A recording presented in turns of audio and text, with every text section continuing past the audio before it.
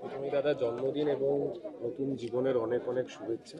ধন্যবাদ তো সবাইকে। এই প্রশ্নটা তো সবার আগেই আসে যে আজকের দিনটা এই যে জায়গায় আপনি এসে আজকে এই সেলিব্রেশনের মুড আমরা দেখতে পাচ্ছি, একদিন মোদির সঙ্গে এখানেই হয়তো আপনার আলাপ হয়েছিল এমনটাই। না না, এখানে আলাপ হয়নি। ও মর্নিং ওয়াক করার লোক নয়, এখানে অনেকেই আসে। উনি আমাদের পুরনো পার্টি কর্মী, আমার চেয়ে পুরনো। উনি 12 সালে রাজনীতিতে এসেছেন, আমি এসেছি 15 সালে। তো সেম তা নয়, সবার সঙ্গে দেখা হয়, দেখা সাক্ষাৎ হতো। আমার বাড়িতেও এসেছেন। তো বিয়ে করার ব্যাপারটা হঠাৎই এসছে পরিস্থিতির কারণে, আর সেটা হয়েও গেছে যথাসময়। সেজন্য অনেকে ভাবছেন যে ইকো পার্কে হাঁটলে বিয়ে হয়, সারা জীবন হাঁটলেও বিয়ে হবে না। বিয়ে হওয়ার যখন তখন হবে।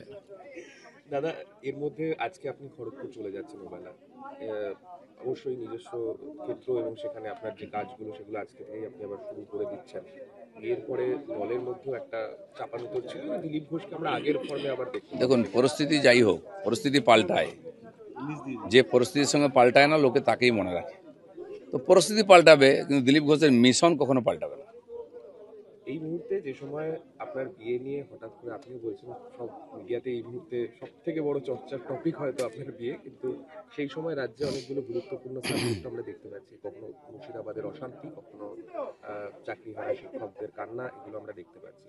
এই মুহূর্তে দাঁড়িয়ে আবারও সেই দিলীপ ঘোষকে সেই পুরোনো ফর্মে সেই বিষয়গুলোকে দিলীপ নিয়ে ঘোষ প্রথম থেকে আছে। আমি রামনবমী উপলক্ষে 10 দিন বাইরে ছিলাম, দক্ষিণ থেকে উত্তরবঙ্গ। তারপরে মুর্শিদাবাদের ঘটনা নিয়ে প্রতিবাদ র্যালি, টিচারদের সঙ্গে যে অমানবিক ব্যবহার হয়েছে তার বিরুদ্ধে র্যালি আমি করেই যাচ্ছিলাম কন্টিনিউ।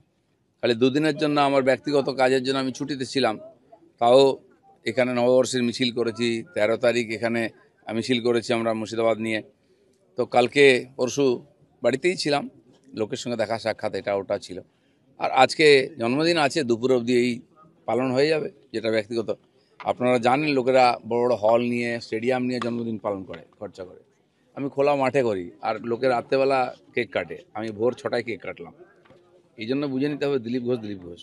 মালদা রিফিউজি ক্যাম্পে যেভাবে ভয়ের একটা পরিবেশ তৈরি হয়েছে, সেখানে কি মমতার জেলে যেভাবে বন্দিরা রয়েছে, এ রাজ্যের হিন্দুদের মতন অবস্থা কি বিশ্বের আর কোনো জায়গায় রয়েছে? দেখুন, এটা খুবই দুর্ভাগ্যের বিষয় যে নিজের রাজ্যের মধ্যে এতদিন দেশে কাশ্মীর থেকে উদ্বাস্তু হয়ে হিন্দুরা সারা দেশে গেছিলেন।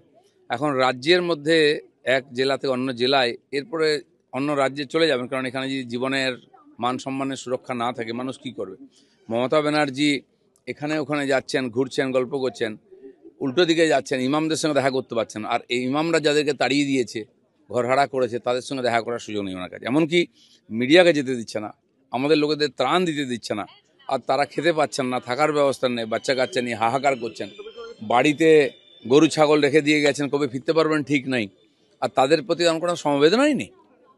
রাজ্যপাল এনসিডাব্লিউ যারাই যারাই গেছে, যারা শরণার্থীরা রয়েছে তাদের সঙ্গে কথা বলার জন্য, তারা প্রত্যেকের কাছে দাবি করছে যে বিএসএফ ক্যাম্প করতে হবে।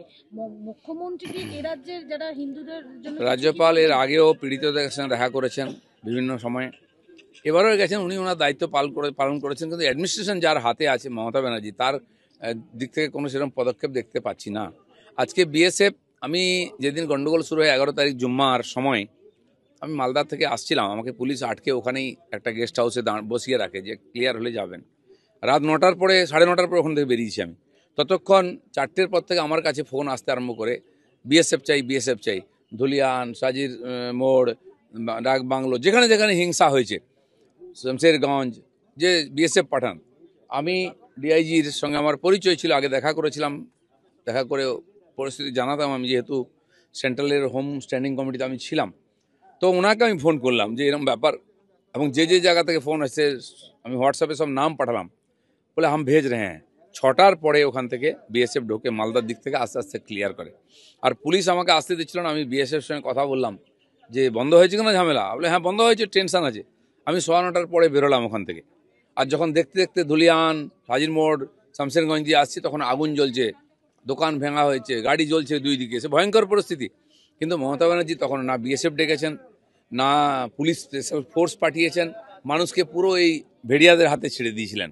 পরের দিন আমাদেরকে কোর্টে যেতে হয়, শুভেন্দু অধিকারী কোর্ট থেকে অর্ডার নিয়ে আসেন, তখন অফিসিয়ালি বিএসএফ সব জায়গায় যায়। এখন যদি বিএসএফ পুলিশের কাজ করবে, থানার চেয়ে জায়গায় জায়গায় পোস্ট বসাতে হয়, তাহলে পুলিশ আছে কেন, সরকার আছে কেন?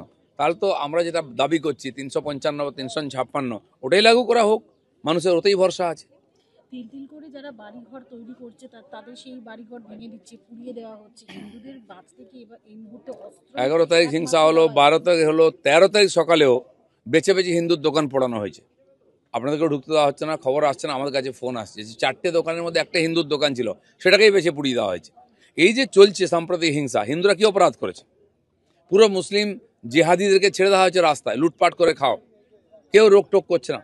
আমরা দেখেছি ওই বাপ বেটাকে কি নৃশংসভাবে হত্যা করা হয়েছে, গোটা গায়ে, লোকে পশুকে এভাবে হত্যা করে না, কুপিয়ে কুপিয়ে রাস্তায় তড়পাচ্ছে, গা থেকে জলের মতো রক্ত বেরিয়ে যাচ্ছে, মারা গেছে, কেউ বাঁচাবার জন্য নেই, ভয় পালিয়ে গেছে সবাই। কি চলছে এটা? এ তো সিরিয়াতে, আফগানিস্তানে, পাকিস্তানে এরকম হয় না। তারপরে মমতা ব্যানার্জি মানুষকে মিথ্যা কথা বলে শোকবাক্য দিচ্ছেন, নিজের গদি বাঁচাবার চেষ্টা করছেন।